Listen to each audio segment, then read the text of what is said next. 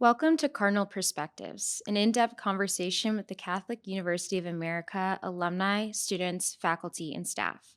In this episode, Dennis Strach, the Director of Diocesan Engagement at the Catholic University of America, sat down with Bradley Lewis, the newly appointed Dean of the School of Philosophy, to discuss the school's profound legacy and evolving mission. Since its informal inauguration in 1895, the School of Philosophy at the Catholic University of America has been at the forefront of shaping generations of philosophers, scholars, and intellectuals.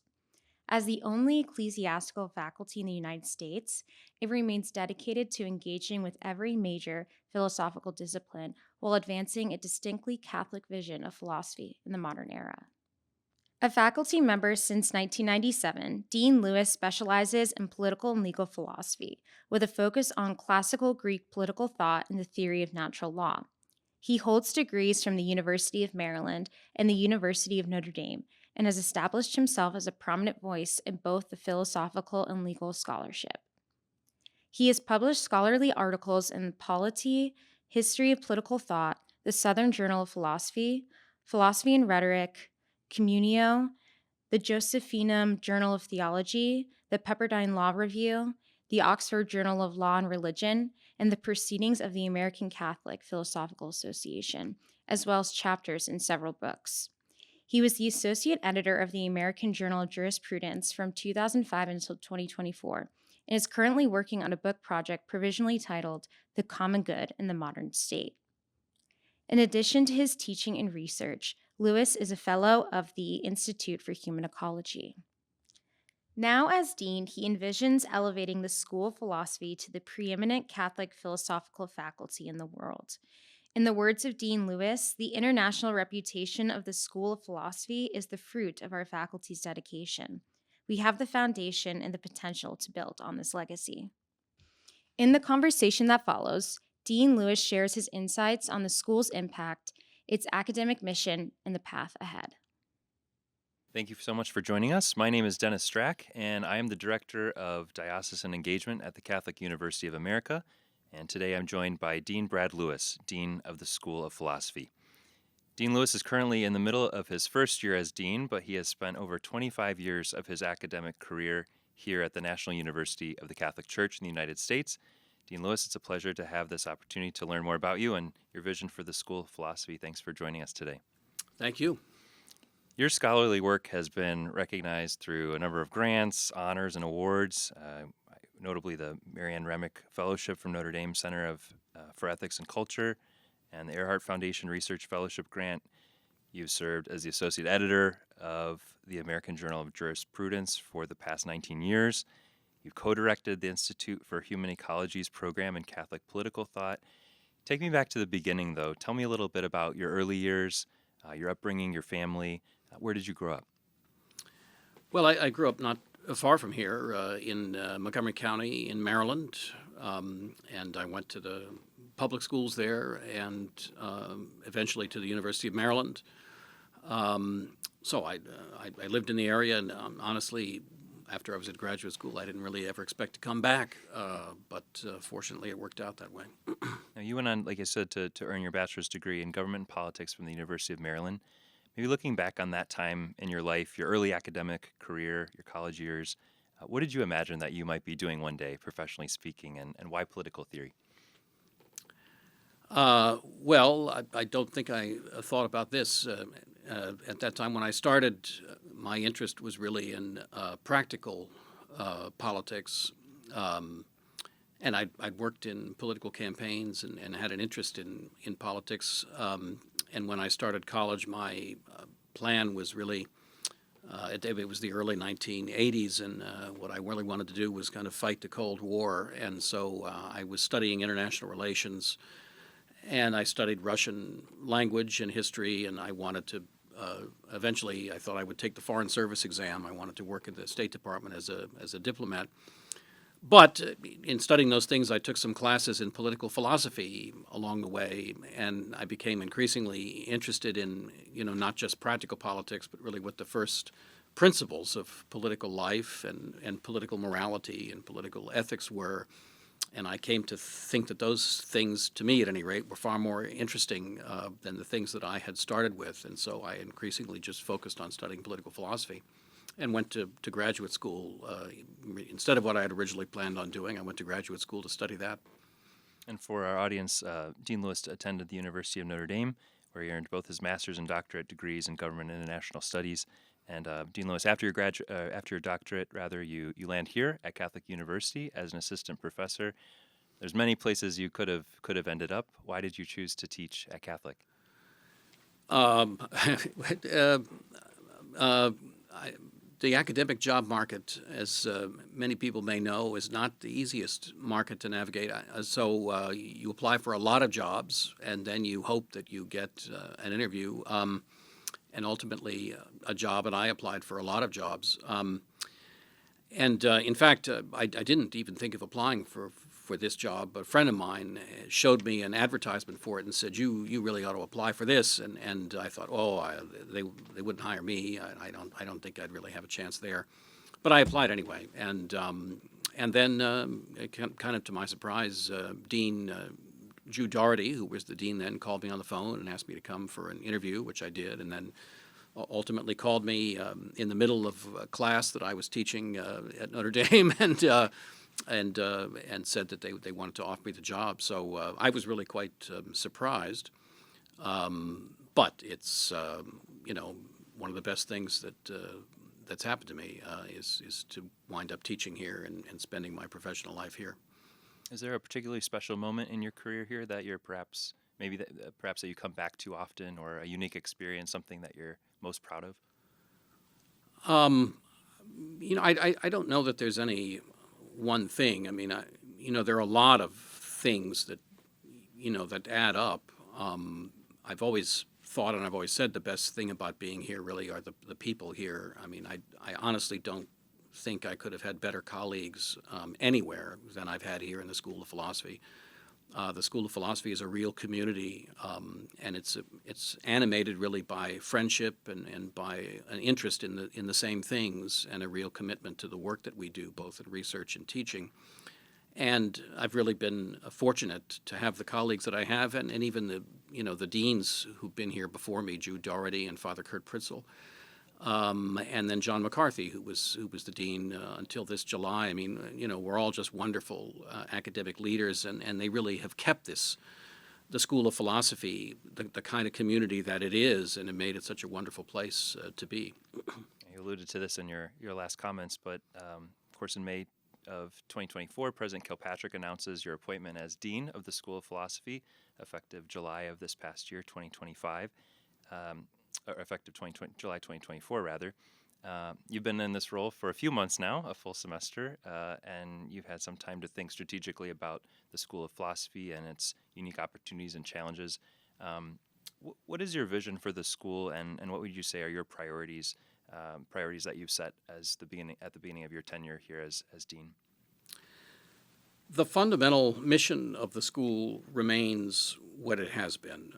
The way that we all think about this is that we are concerned, both as scholars and as teachers, to study the great questions of philosophy, to continue to ask and to think about those questions, both as scholars but also with our students, and to do that in dialogue with the great texts and the great thinkers in the Western philosophical tradition.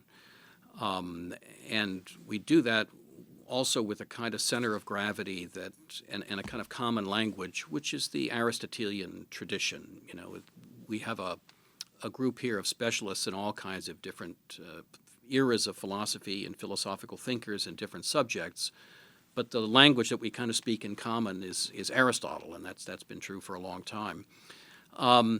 And so that basic mission and that orientation of the school, I think that's really what makes it unusual and makes it special. I don't think there's any other philosophical faculty in the country that's quite like it in all the different facets that we have. So I think what we need to do are some things that will ensure that this project continues into the future and that it's able to improve in various ways. So one thing that we really have to do is get the word out more about what we have here, And also, we need more resources so that we can do it better. And so I'm trying to spend as much time as I can on development, on trying to meet people and to find people who want to help us in our work and to help advance it. In particular, the Basselin program, which trains some of the best seminarians in the country, but also our doctoral program. I mean, we have wonderful doctoral students. We have a wonderful placement rate for our doctoral students. Most of them get jobs teaching in seminaries and colleges and universities around the country. And those places, especially Catholic colleges and universities and certainly seminaries, really look to us to be able to provide faculty that they can trust to carry out their own missions. And I don't think any place does it better than we do. But we do need more support to enable us to do that. So that's one aim. Another is what I call, a lot of people would call faculty development, being a little more intentional about helping our faculty to get their research done, to move forward in their careers, to get promoted, to publicize what they're doing better, and to get them more of the resources that they need in order to carry out their own research and teaching more effectively. And then to think about what the long-term future of the School of Philosophy is, and what areas do we really want to focus on. In the past, we've had a particular excellence in ancient philosophy, in medieval philosophy especially, in German philosophy. And are there other things that we really should be doing, and how can we improve what we're doing? Zooming out just for a second, we talk across many departments about the relationship between faith and reason. And maybe from your vantage point, some 27 years supporting the mission here, forming leaders for the church and the nation, what makes the Catholic University of America a unique place to study and grow in one's faith? Thinking about the diverse audience we have, certainly prospective students tuning in, why is that relationship with faith and reason so essential to our mission here and how we carry it out? So I think the main thing there is that the Christian faith is a reasonable faith. And that doesn't mean that the great doctrines of the faith, certainly the most important aspects of it, are things that you could simply figure out or discover on the basis of reason. Obviously, those most important things come from revelation. But those truths can be defended by reason, and they need to be defended by reason, and they can be better understood on the basis of reason. And rational argument helps to present the faith in a more effective way. And that's a notion that's very deeply rooted in our tradition, going back to early Christian thinkers who almost immediately made use of philosophy to try to develop the faith intellectually and to pass it on, really culminating in the thought of Thomas Aquinas, who's somebody who's studied in great detail here and always has been at Catholic University. So that connection between philosophy, but more broadly of the intellectual faith, of the intellectual life with our faith, is really crucial, and I think something that's always been very important at Catholic University. I think we occupy a very important space. There are a lot of institutions out there now, colleges, for example, that are very dedicated to their Catholic mission, and they do a very good job at that, mainly at teaching and forming undergraduates in the faith. And there are other institutions, in some cases Catholic institutions, church-affiliated institutions, that are very fine universities, but where it's not always clear how close the connection is between what they're doing academically and the Catholic faith. And Catholic University has always been a place that's tried to be both faithfully Catholic, but also a real university dedicated to achieving very high standards of research and scholarship that help us to understand our tradition, to further develop our tradition, and to pass it on, but at the highest possible level. And that's there isn't nearly as much of that as you'd think there would be, and it's a very important mission that I think our university is uniquely fitted to provide. The School of Philosophy was formally inaugurated back in 1895, and that was just a few years after the university opened its doors. But another area that makes the school so unique, along with two other of our schools, with the School of Canon Law and the School of Theology and Religious Studies, the School of Philosophy is accredited by the Holy See under the Apostolic Constitution Veritatis Gaudium. And so it's authorized to confer all 3 ecclesiastical degrees in philosophy: the Bachelor's of Philosophy, the Licentiate in Philosophy, and the Doctorate in Philosophy. To some folks enjoying this interview, they might not have any concept of the significance of that distinction or what that means. So maybe if you could share with our audience why this is so special and why this is a unique distinction here at the Catholic University. It is very important. It's really at the center of what we do in the university generally, but in the School of Philosophy, we offer both civil and ecclesiastical degrees. So we have a BA, and we have an MA, and we have a PhD that are civil degrees, but then we also have the ecclesiastical versions of all of those degrees. Those degrees are granted by the authority of the Holy See, and the members of our faculty teach in the name of the church. I mean, they teach philosophy. We're not theologians here. We're philosophers in the School of Philosophy. But we do teach in the name of the church. So anyone who's employed as a faculty member in our school has to have a credential, the Missio Canonica, or canonical mission, that allows them to teach on an ecclesiastical faculty. And that's granted with consultation with Rome and through the chancellor of the university. If there's someone who's not a Roman Catholic who's on our faculty, they have a separate credential, a permissio docendi. And then when a member of the faculty is reviewed for tenure, ultimately they have to obtain a nihil obstat from the Dicastery for Culture and Education. So one thing that's important about us is that we have a faculty that's qualified to perform this mission. And there are a couple of reasons why we have it. One is that it's a fact that may seem odd in some ways, but the more you reflect on it, the more important it is that candidates for ordination to the priesthood in the Roman Catholic Church have to study philosophy before they study theology. They have to have 30 hours of philosophy, certainly in the United States. And practically speaking, that means they have to be a philosophy major before they study theology. So about half of our undergraduate majors are seminarians, and they take the PhD, the pontifical degree, before they then take up the study of theology. But then some also take the licentiate degree, which is the ecclesiastical degree that corresponds to a master's degree, and that's what allows one to teach in a seminary. And then some ultimately also the doctorate.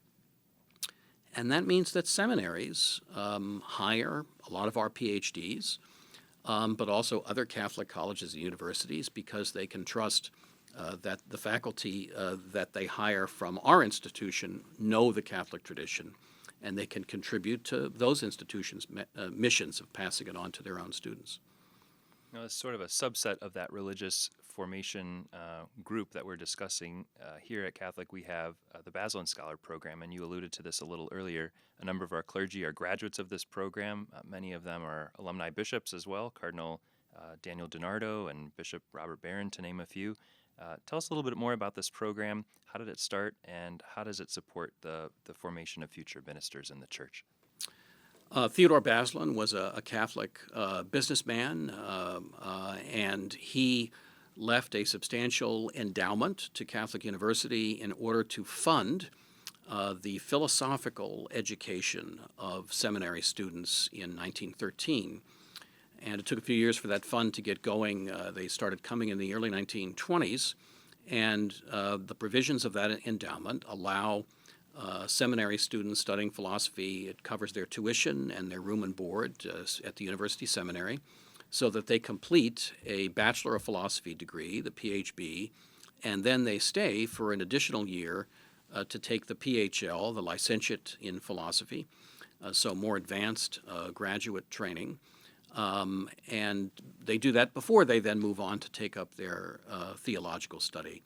And the idea behind this is to take candidates who have exceptional talents and allow them to further develop them and to think more about philosophy, to think more deeply about philosophy. And I think for Theodore Basselin in particular, he thought this would make them better preachers and better evangelists. And I think you think about somebody like Robert Barron, and you really can see that. And he often talks about the importance of Catholic University and of the Basselin program to his own education. So we still have that program still going 100 years later. And those students are some of the best, intellectually best young men studying for the priesthood in the United States. And a lot of very fine clergy have come out of it, many bishops, cardinals, but also men who've left study for the priesthood, but they've gone on to lives as active Catholic laymen and business and law and different fields like that, and even academic life. So two of the most distinguished members of the School of Philosophy's faculty and its history were Basselin students. So Monsignor Robert Sokolowski and Monsignor John Whipple. Monsignor Whipple died a little over a year ago, but he was perhaps the foremost student of the metaphysics of Thomas Aquinas in the world during most of his career. Monsignor Robert Sokolowski is still teaching. He's 90 years old. And I heard him lecturing upstairs just a little while ago, and he's still very active. But those two men really exemplify what the Basselin program is all about. Switching gears a bit, I'm curious how you might speak to the role that philosophy plays in our modern culture. We know the church is beginning to understand the implications of the recent synod on synodality. We're starting to identify specific priorities that are coming out of those meetings in Rome and trying to implement those across the United States. American society, too, nowadays is grappling what it means to truly listen to the other, how to bridge divides when it comes to any number of differences, political divides, socioeconomic divides, racial divides. When it comes to these concepts that are really central to our faith, communion, unity, mercy, listening, what role does philosophy play in our everyday lives? I would say there are three big roles that it certainly plays. One is that a lot of the ideas, a lot of the even the way that institutions work that we have their roots in philosophy. And this is true both in the life of the church, but it's also true in our civic life. A lot of our theology, a lot of the way that the Catholic faith is formulated and presented is related to the thought, for example, of great medieval thinkers, most of whom were Aristotelians of one kind or another. And so a lot of those formulations and a lot of the ways that they were developed and presented have a lot to do with the thought of Aristotle and ancient philosophy in particular.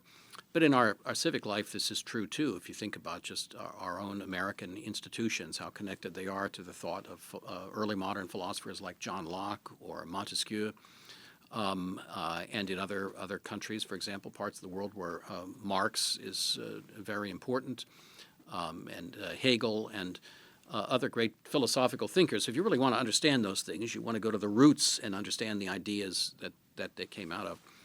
So that's one reason. The second one simply has to do with living a human life. We were created with the capacity to understand the world, and we're not really fulfilled unless we exercise those powers. And one of the ways we do that is by asking the really big questions. Why is there something rather than nothing? Why are things the way they are rather than some other way? Why do we think there's a God? And what is God responsible for? How should we treat one another? Is it all right to lie sometimes? Never? How should we understand that? Issues about life and death, the beginning of life, the end of life, these are big questions that we have to think about to live a properly human life, and they're philosophical questions. Philosophers just spend more of their time thinking more about those questions that are really the questions of everybody. But then third, philosophy is, and reason, and that's what philosophy is, really working out the possibilities of reason, is how we communicate with one another, and how we present our own views, how we understand other people, how we engage in a dialogue with other people. Catholic University came into being in one respect because of Leo XIII's project, and that project was laid out in his early encyclicals, which revived philosophy within the Catholic tradition, but which also created what we now call Catholic social teaching. And those two things are related to one another because Leo thought that the church had to undertake a dialogue with the modern world, and that required it to speak using reason. And so he thought we really needed to re-embrace our philosophical tradition precisely in order to talk to that modern world in a way that really wasn't happening so much in the 19th century and the end of the 18th century. And I think, we're really in a moment like that now, too, when we have a lot of polarization and strong disagreements, that philosophy should be a way that we try to make our civic conversation deeper, more respectful, and ultimately more reasonable.